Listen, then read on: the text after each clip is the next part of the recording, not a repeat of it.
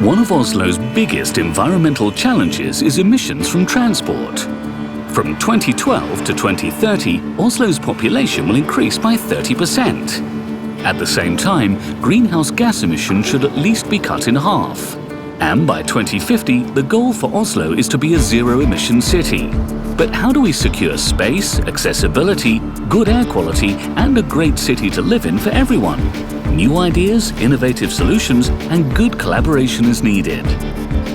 That's why the governing mayor of Oslo invited the industry sector to roundtable discussions for new solutions. 3 main questions were on the agenda. How do we commute to work, handle transportation of goods, and integrate the use of smart technology in our transport future? So, what happens when the public and private sector sit down together to envision Oslo in 2030? A city where everything is possible. Let's see what ideas they came up with. First, buses. Imagine when they all run on electricity, hydrogen or biogas made from bio-waste. Yes, by separating your food waste into the little green bags, a bus will run 250 meters on the biogas produced. In other words, 4 green bags a kilometer. If everyone contributes as planned and you separate your waste, Oslo will have 100% zero-emission public transport by 2020. In the future, buildings will generate their own energy. We call these energy-positive buildings. Using the smart grid, the buildings can also deliver power to all types of electric vehicles. Cleaner air and less noise. Imagine when the dominant urban sounds are birds singing and children laughing. And if you bike, it will be even better.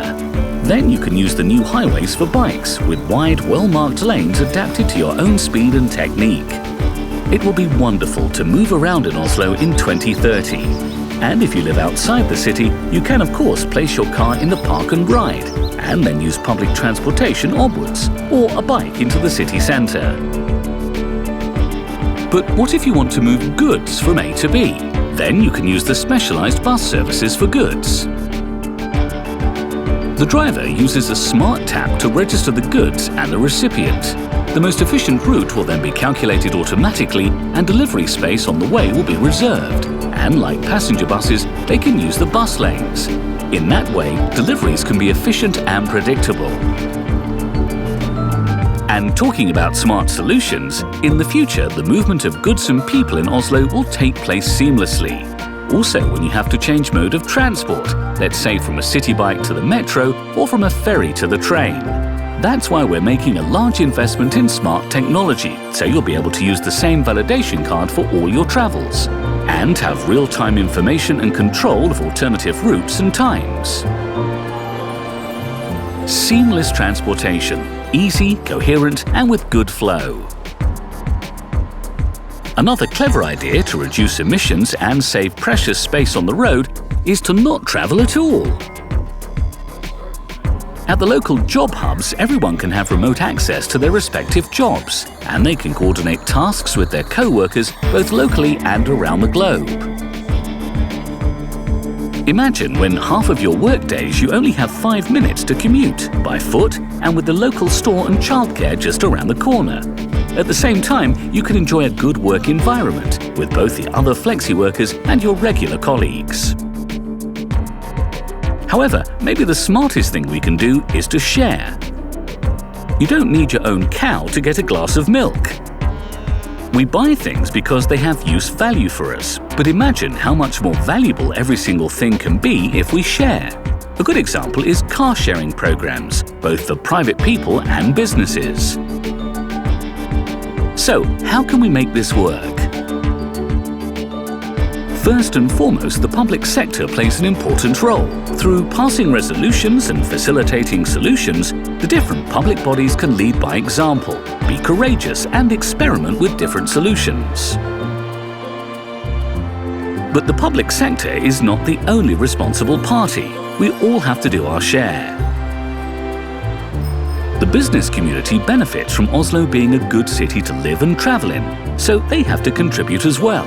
They have the power to inspire and facilitate smart choices for their employees and make requirements to suppliers.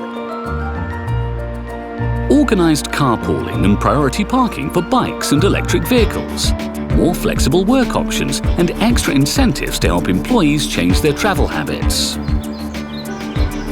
That's what Oslo looks like in 2030, when everything is possible. With energy-positive buildings, highways for bikes, job hubs, specialised buses for goods, and seamless public transport guided by smart technology. The public sector, together with the business community, will lead the way towards sustainable development with green growth, emission reductions and smarter solutions. Freedom and flexibility, access and predictability for everyone. Cool or what? Did you know that many of these solutions already exist in Oslo? Others we need to work on. Now it's your turn to give us some input. We hope you will do your part for Oslo, for all of us. Please visit zeroemissioncity.no.